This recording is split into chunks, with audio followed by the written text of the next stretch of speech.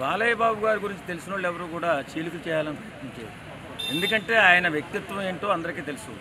ఏదో ఆయన కొంచెం తుత్తూరులో ఏదో మాట్లాడతాడు తప్ప తర్వాత ఎలాంటి కల్మషం లేని మనిషి. బాలయ్య బాబు గారు సైకో గారిని కలవడానికి వెళ్ళారు అన్న మాట వాస్తవంగా అసెంబ్లీలో చెప్పుకోవడం తప్పే, కానీ వ్యక్తిగతం మనం మాట్లాడకూడదు. ఏదన్నా రాజకీయాల్లో మాట్లాడుకోవాలని సోయి ఉండాలి కదా. ఇప్పుడు పవన్ కళ్యాణ్ ఏం చెప్తాడు చూడండి. పవన్ కళ్యాణ్ ఏం చెప్తాడా?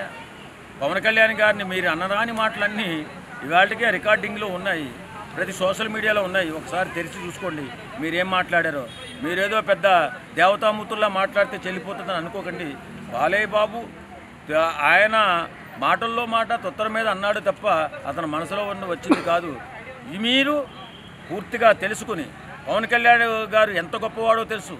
ఆయన సంపాదించిన దాంట్లో 50% పేదల కోసమే ఖర్చు పెట్టాడని తెలుసు. అలాంటి గొప్ప వ్యక్తి అని తెలుసు. ఎక్కడ ఎవరికి కష్టం వచ్చినా ముందే ఉంటాడని చెప్పి అందరికీ తెలిసి కూడా అతని క్యారెక్టర్ ఎంత చిన్నగా చూపించి, పేర్ని నాని గారినేమో నేను మన జగన్మోహన్ రెడ్డి గారిని కలవాలి, కలిసి నేను టికెట్ కోసం అడగాలంటే ఏమొద్దు, వస్తే పరువు తక్కువ. మరి ఈ మాటలు మనం నమ్మాలా? ఒకవేళ నిజమే అవ్వచ్చు అండి, నిజమే అవ్వచ్చు. ఆయన గొప్పోడే కాదని ఎవడన్నాడు? మరి మీరేమైంది? మరి గొప్పోడైతే పెద్ద పెద్ద సభల్లో పవన్ కళ్యాణ్కి 3 భార్యలు 4 భార్యలు ఎందుకు మాట్లాడాడు?